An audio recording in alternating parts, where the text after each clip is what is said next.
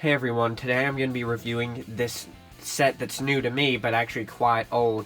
This is a Legends of Chima buildable figure, Sir Fangar. So this figure I think is from like 2013 or something.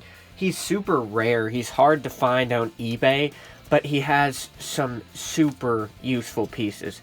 So I want to start off talking about this head real quick.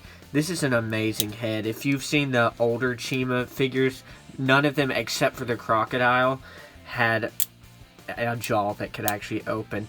And so it's really cool to get, well, this is a saber-toothed tiger. I was going to say like a bear because it just for whatever reason more reminds me of a bear than a tiger. But this is such a cool head. Unfortunately, this one, if you can see, has a little bit of a crack in it, which it's very unfortunate because these are rare guys and I might not be able to get another one.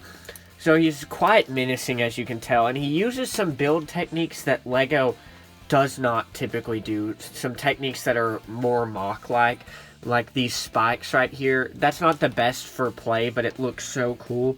It's almost like a ribcage, but it's supposed to be fur. It would be more like a ribcage if they were flipped, but I really like that detail. It's like fur sticking out of his armor.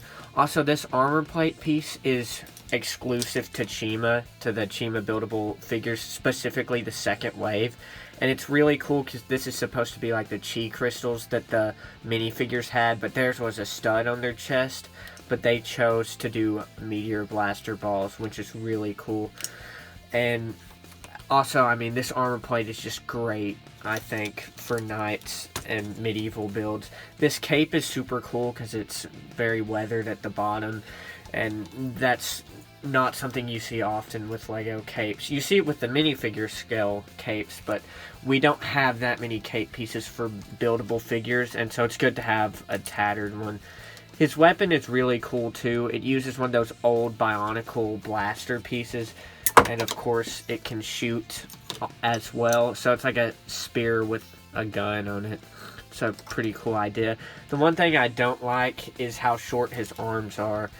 Look at that. That's pretty bad. I don't know why they make their figures with such short arms. It's not so bad with this arm because he has a claw hand. And if you want to get a little bit of a size comparison, here's Meltdown from 1.0. He's about 8 inches tall. And so this is a pretty big figure, especially if you stand his head up. He gains a little bit of height. And with those icicles that are sticking out of his back, it makes him look even more menacing. Adds a little bit of artificial height there. He's very broad, as you can see. I feel like his arms, if they were just a little longer, he would be pretty much a perfect buildable figure. I don't actually know how many pieces he has, but I wish they would have thrown in a few extra pieces to bulk up the arms and maybe add a little bit of bulk to the legs. But this is a really cool figure. If you want to see how his arms are connected, I can take off these front armor plates here. It's a pretty interesting design. There's a little bit of rotation. These are tight pieces because he's not very used, but there's a little bit of rotation that can be had with that arm connection though, because it's only connected right there. But it's pretty cool. As you can see, if his arms were just connected on the actual body, he would be quite a bit less broad, as you can see. But it looks really cool, him being so broad and also having these armor plates right there. This is a cool figure. I really want to get another one now too, because he has this super cool printed piece.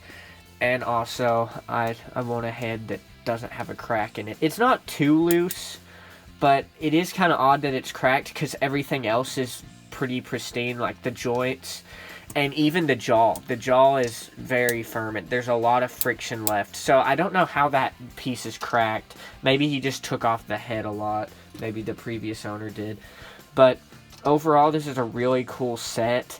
I'm glad to finally have a second, a figure from the second wave of these Chima buildable figures. The first wave was really cool, but I think the second wave is even cooler. I really don't have anything else to say about this guy. I would say as a set, I would give him probably an 8 out of 10 for buildable figures. And that's really all I have for this video. As always, thanks for watching. Please like and subscribe and check out some of my other videos.